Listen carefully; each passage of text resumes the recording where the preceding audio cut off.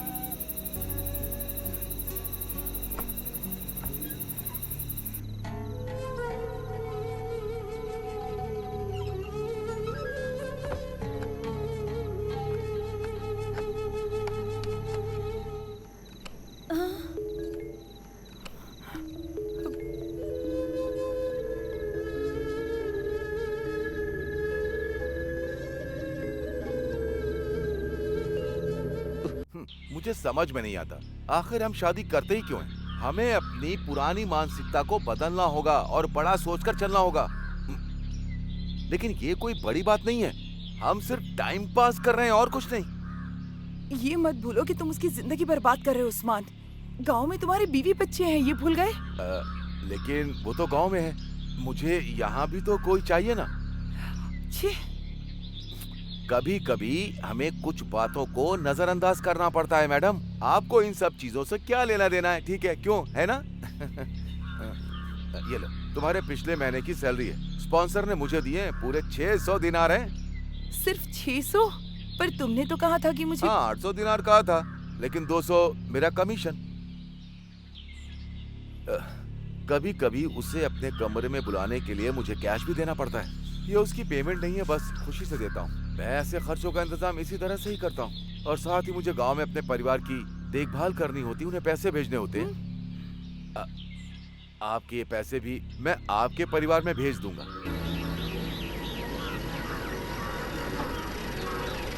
माँ, बाहर आओ, शायद हमारे लिए कोई चिट्ठी आई है। क्या अश्वथी की चिट्ठी है? नहीं, ये चिट फंड कंपनी से है। हमें तुरंत ही पेमेंट करनी होगी। हे भगवान, अश्वथी की कोई चिट्ठी नहीं आई।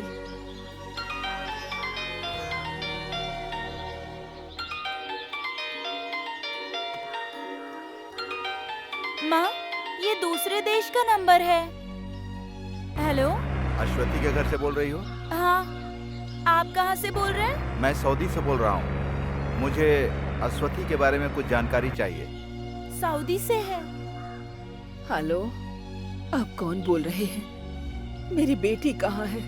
वो कॉल क्यों नहीं करती? आप अश्वथी की माँ हैं? हाँ। अश्वथी ने आपको आखिरी बार कब कॉल किया था? ओह, वो ठीक तो है ना? मुझसे बात किए हुए 5 महीने हो चुके हैं। वो यहाँ मुझे और अपने ससुराल में सबको हर हफ्ते फोन करती थी।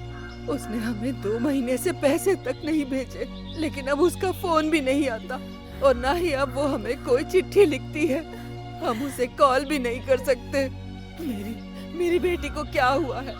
हमें कोई पैसा नहीं चाहिए, आप बस हमें हमारी बेटी लौटा दीजिए।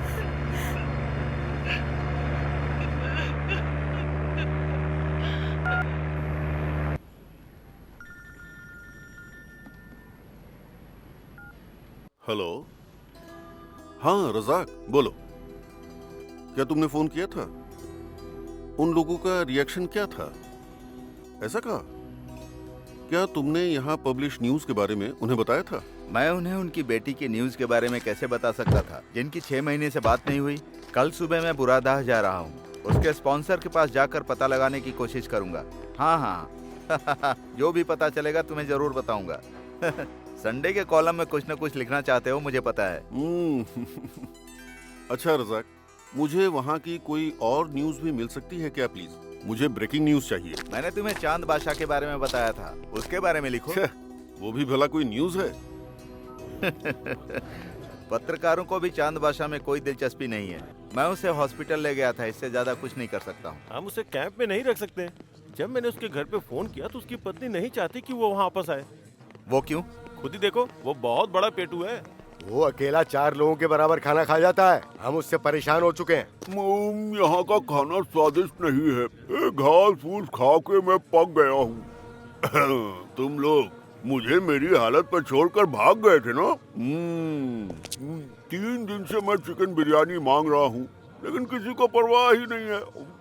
मैं साफ कह देता हूँ, यहाँ मैं और दिन नहीं रह सकता अगर मेरे मन का खाना नहीं मिला तो। और मुझे पैसे भी चाहिए। सुनो, मुझे सिगरेट के पैसे अलग से देना, ठीक है? क्या तुम जा रहे हो? ये प्लास्टर हटने का इंतजार करना पड़ेगा, तब तक हम तुम्हारे घर जाने का बंदोबस्त कर देंगे। मुझे घर भेजने के बजाय मेरी बिरयानी का इंतजाम करो तो मैं यहीं रुक जाऊंगा।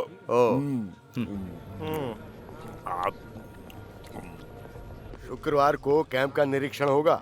अगर उन लोगों ने इस आदमी को देख लिया तो मेरी नौकरी चली जाएगी। तो अब मैं क्या कर सकता हूँ? रजाक भाई, अब आप ही कुछ कर सकते हैं। मैंने तुम लोगों को बिना वर्क परमिट के किसी आदमी को नौकरी देने के लिए बोला था। वही तो गलती हो गई। अगर तुम कुछ नहीं कर सकते हो तो हम उसे सड़ने के लिए कहीं फेंक देंगे। ये रज्जाक का काम नहीं है, तुम्हें जो करना है करो। चलो रज्जाक। अरे कुछ करो ना भाई।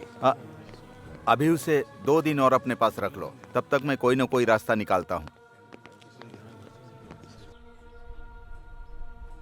यहाँ से चले जाओ, मैं तुम्हारी कोई बात नहीं सुनना चाहता। उस नौकरानी ने परिवार की बेइज्जती की है। जाओ यहाँ से, जाओ।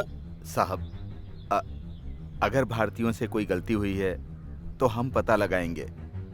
मैं अभी एम्बेसी से ही आ रहा हूँ। मैं कुछ नहीं सुनना चाहता। तुम लोग भरोसे के लायक बिल्कुल नहीं होते हो।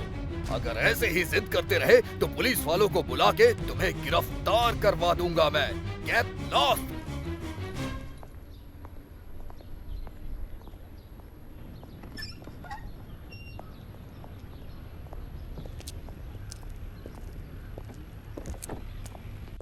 क्या हुआ, तुम्हें कुछ पता चला? आज पहली बार किसी अरबी से इतनी बातें सुनकर आ रहा हूँ। ये सब उसका किया धरा है, वो तो तुम्हें सुनाएगा ही। आज उसके गुस्से को देखकर ऐसा लगा कि कुछ न कुछ तो गड़बड़ जरूर हुई है। हम पता करने की कोशिश करें तो यकीनन हमें कुछ न कुछ सुराग जरूर मिल जाएगा। इससे तुम्हें क्या मिलेगा? हाँ, इससे अजीत को एक न्यूज जरूर मिल जाएगी और बदले में खर्चा तुम्हारा होगा, ये बात याद रखना।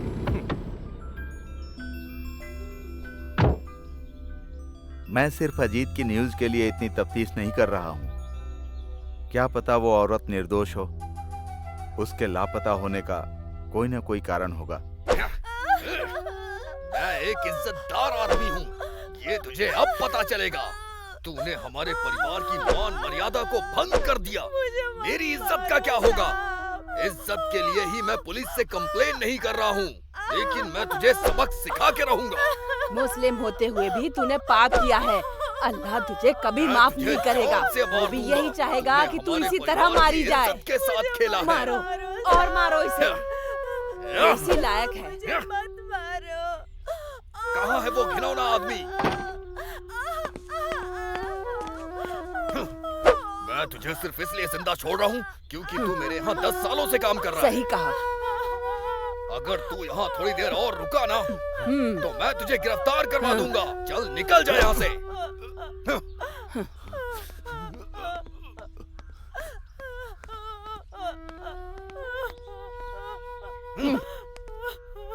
उस लड़की को एक बूंद पानी मत देना।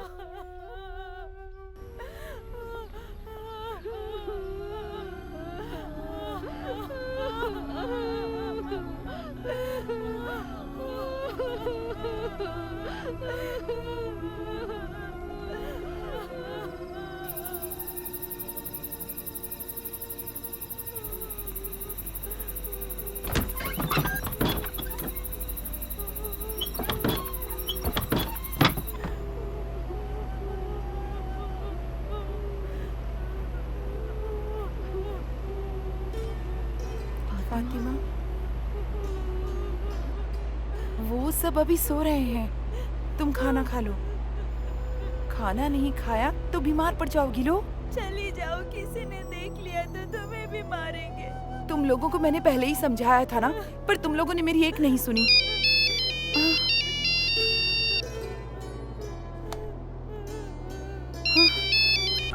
हेलो उस्मान।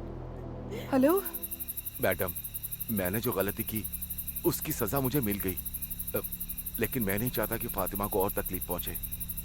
मुझे पता है कि वो लोग उसे मार डालेंगे। अगर वो वहां से निकल आती है तो मैं उसके लिए कहीं और नौकरी की व्यवस्था कर दूंगा। मैं चाहता हूँ तुम उसे वहां से निकालने में मदद करो। क्या कहा? अगर उन्हें पता चला तो? अभी निकलती तो किसी को पता नहीं चलेगा। मैं यहाँ अभी घर के पीछे ही हूँ। प्लीज मैडम, उसकी मदद करो। आपके कमरे से एक बाहर निकलने का रास्ता है जो कार्डबोर्ड से ढका हुआ है। अगर वहां से कोई आता है तो सीधे घर के पीछे ही निकलता है। मैं वहीं इंतजार कर रहा हूँ। प्लीज मेरी बात फातिमा से कराओ, मैं उसे सब समझा दूंगा। हेलो उस्मान।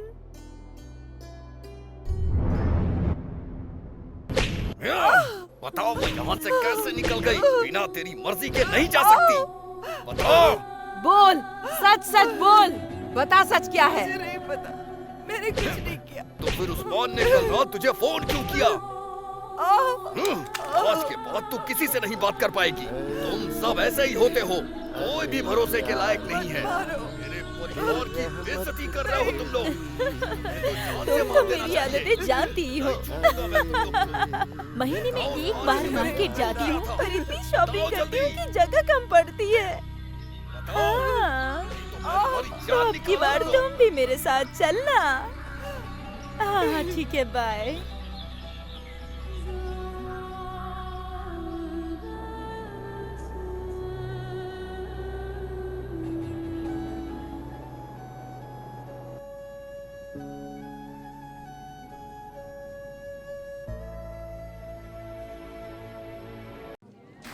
चलो चलो चलो, अरे कौन रुक गया?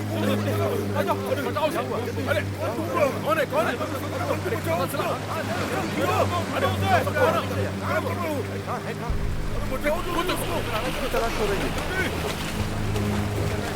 कौन देखो? लगता है कोई मैं तो बस देखते हुए चला आया।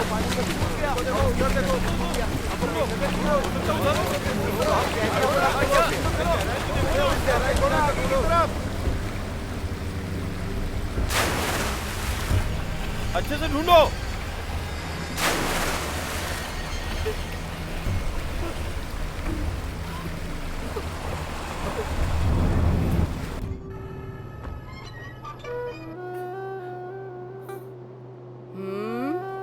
उठ जा और खाना खा ले। चल उठ। हाँ, वैसे तो तुझे भूखे ही रखना चाहिए।